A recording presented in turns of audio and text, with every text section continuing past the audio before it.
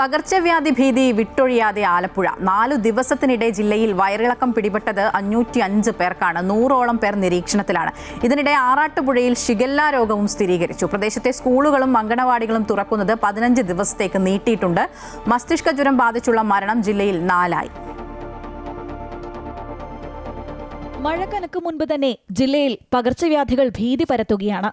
ചേർത്തലയിൽ ജപ്പാൻ ജ്വരവും ജില്ലയിലെ വിവിധയിടങ്ങളിൽ അമീബിക് മസ്തിഷ്ക ജ്വരവും പടർന്നു പിടിച്ചതിന് പിന്നാലെയാണ് ആറാട്ടുപുഴ പഞ്ചായത്തിൽ ആശങ്കയായി ഷിഗല്ല രോഗവും ഭീതി പടർത്തുന്നത്. നിരവധി കുട്ടികൾക്ക് പ്രദേശത്ത് വയറിളക്കം പിടിപെട്ടിരുന്നു. പലരിലും മാരകമായ ബാക്ടീരിയൽ അണുബാധയായ ഷിഗല്ല രോഗലക്ഷണവും കണ്ടെത്തി.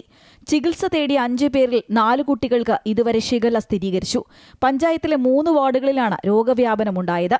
ഇവിടങ്ങളിലായി 100ഓളം പേർ ആരോഗ്യവകുപ്പിന്റെ നിരീക്ഷണത്തിലാണ്. ഇവരിലേറെയും കുട്ടികളാണ്.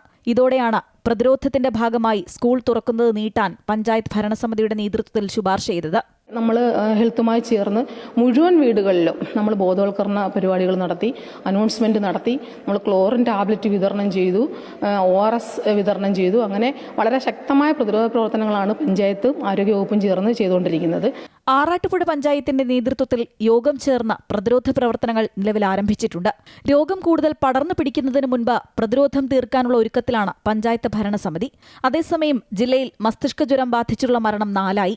ശക്തമായ പനി, വയറുകടി, വയറുവേദന, ഛർദി, വയറിളക്കം തുടങ്ങിയ രോഗലക്ഷണമുള്ളവരെ ആരോഗ്യപ്രവർത്തകർ നിരീക്ഷണത്തിലാക്കുന്നുണ്ട്. രോഗം സ്ഥിരീകരിച്ചവരുടെ ആരോഗ്യനില മെച്ചപ്പെട്ടതിനെ തുടർന്ന് അവർ ആശുപത്രി വിട്ടുവെങ്കിലും നിരീക്ഷണം തുടരുകയാണ്. മഴക്കാല പൂർവ്വ ശുചീകരണ പ്രവർത്തനങ്ങൾ സംഘടിപ്പിക്കുന്നതിൽ ജില്ലാ ഭരണകൂടം വരുത്തുന്ന വീഴ്ച ജില്ലയിൽ കൂടുതൽ പ്രതിസന്ധികൾക്ക് വഴിതെളിക്കുകയാണ്. അമൃത ന്യൂസ്, ആലപ്പുഴ.